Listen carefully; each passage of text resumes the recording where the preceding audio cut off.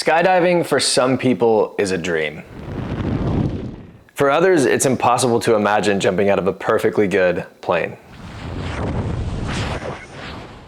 If you think you might be interested in the sport, but the idea of jumping out of a plane at 15,000 feet is terrifying to you, check this out.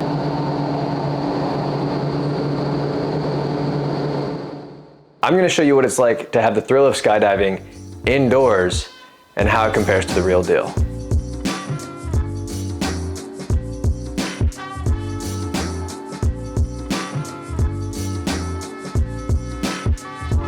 So I'm here at iFLY doing some tunnel work, AKA indoor skydiving. Now, if you've never seen the tunnel before, it's a massive vertical tunnel, 14 feet in diameter, that can create winds up to 180 miles per hour. And the first indoor skydive was actually done by a NASA team member on the Apollo team in 1964. Then shortly after, in the 1980s, the Canadians started doing it. And finally, in 1999, it was commercially available for anybody to come try out. All right, so I'm gonna fly with my coach, Dusty. He's been doing this for 7 years. One of the best tunnel flyers in the world, pro skydiver. What is the purpose of indoor skydiving? Like, what do you have most of your people come in for?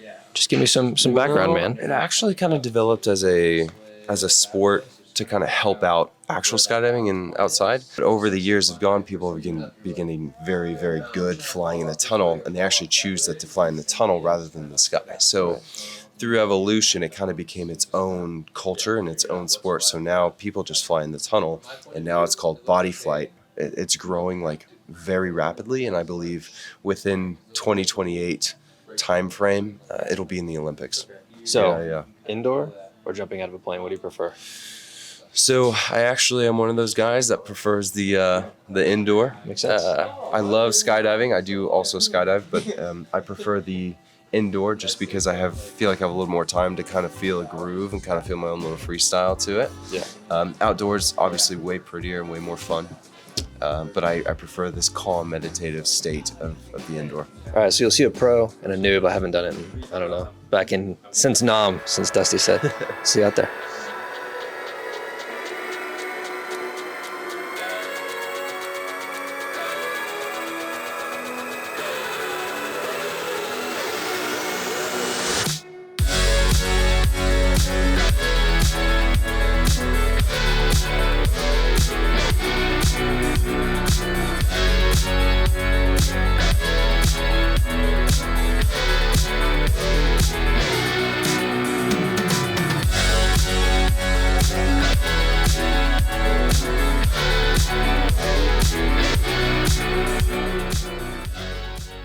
That was it at iFLY. Obviously, there's some stark differences. You don't use a parachute.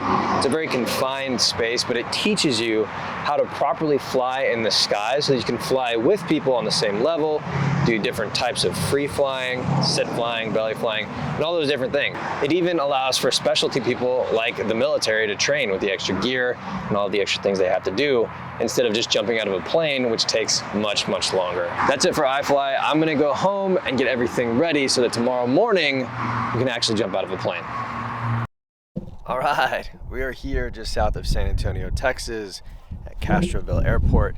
And already you might be able to hear it. One of the biggest differences from indoor to outdoor skydiving is the consideration of the weather. There's some really strong winds.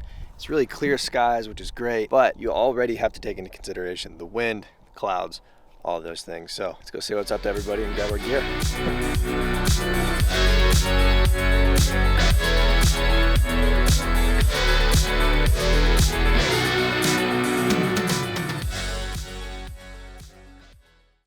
The most important part of skydiving outdoors is the rig. So this is our container, and it holds 2 parachutes. The main parachute pinned in this flap right here, and the backup or reserve parachute in this second compartment right here. There's tons of safety features like this button right here that automatically deploys the reserve parachute at a low altitude in case you pass out. This first red handle allows you to manually cut your main parachute, removing these rings, and then this one allows you to manually deploy the reserve parachute if you need it.